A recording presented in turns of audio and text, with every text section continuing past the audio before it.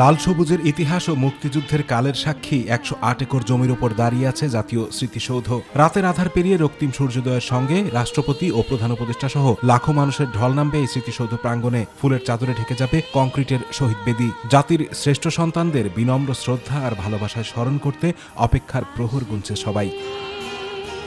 প্রতি বছরের মতো এবারও মহান বিজয় দিবস উপলক্ষে মাসব্যাপী অক্লান্ত পরিশ্রম আর নিবিড় যত্নে জাতীয় স্মৃতিসৌধকে পরিষ্কার পরিচ্ছন্নতার পাশাপাশি বাহারি রঙের ফুলে ফুলে সাজিয়ে সুসজ্জিত করা হয়েছে। বিজয় দিবসের উপলক্ষে সাভার জাতীয় স্মৃতিসৌধে ইট বালু সিমেন্টের কাজ চলিতেছে, এখানে ধোয়া মোছার কাজ চলিতেছে, এখানে পরিষ্কার পরিচ্ছন্নতার কাজ চলিতেছে, এখানে রং তুলির কাজ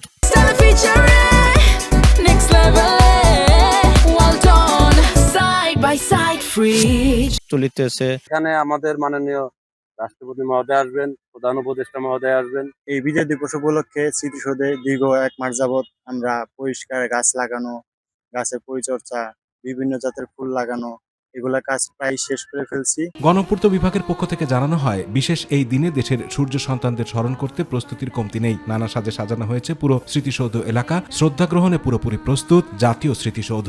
বর্তমানে জাতীয় স্মৃতিসৌধের বীর শহীদদের প্রতি শ্রদ্ধা নিবেদনের জন্য পুরোপুরিভাবে প্রস্তুত রয়েছে। প্রশাসনের পক্ষ থেকে নেওয়া হয়েছে নিশ্ছিদ্র নিরাপত্তা ব্যবস্থা। সিসিটিভি বসানোর পাশাপাশি বাড়ানো হয়েছে গোয়েন্দা নজরদারি। গুরুত্বপূর্ণ স্থানগুলোতে বসানো হয়েছে ওয়াচ টাওয়ার।